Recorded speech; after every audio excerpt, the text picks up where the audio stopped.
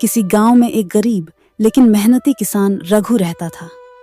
उसकी थोड़ी सी जमीन थी जिस पर वह गेहूं और सब्जियां उगाता था, लेकिन मौसम की मार और जमीन की खराब उपज के कारण वह हमेशा गरीबी से जूझता रहता। उसकी पत्नी सुनीता और बेटा गोपाल भी उसके साथ इस तंगहाली में रहते थे।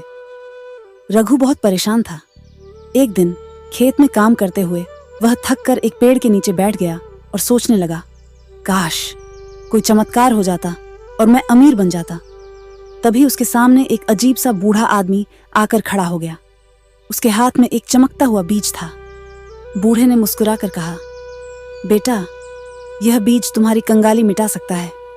इसे अपनी जमीन में बो दो, लेकिन याद रखना, लालच मत करना।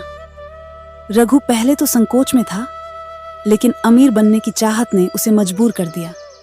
उसने वह बीज ले लिया और घर आकर अपनी पत्नी को दिखाया। सुनीता को यह सब अजीब लगा, लेकिन रघु ने ज्यादा सोचे बिना उसे खेत में बो दिया। अगली सुबह जब रघु खेत में पहुंचा तो उसकी आंखें फटी की फटी रह गईं। वहां एक बड़ा और चमकदार पेड़ खड़ा था, जिसके पत्ते चांदी के और फल सोने के थे। रघु खुशी से झूम उठा।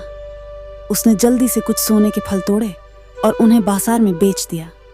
उसे बहुत सारा पैसा मिला। अब उसके घर में गरीबी दूर हो गई थी। अच्छा खाना, नए कपड़े और एक सुंदर घर, सब कुछ बदल गया था। गांव के लोग उसकी किस्मत पर हैरान थे, लेकिन अब रघु का लालच बढ़ने लगा।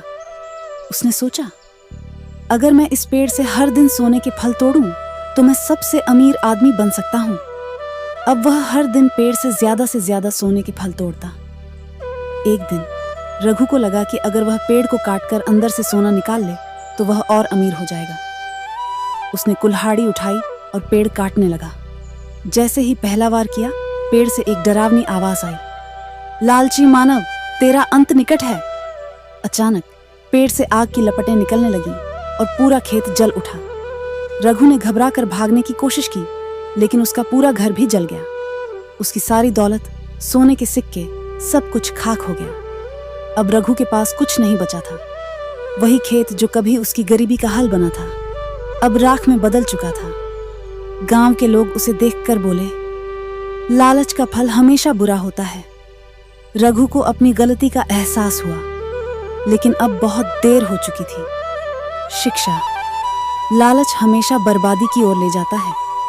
मेहनत से कमाया धन ही सच्ची संपत्ति होती है।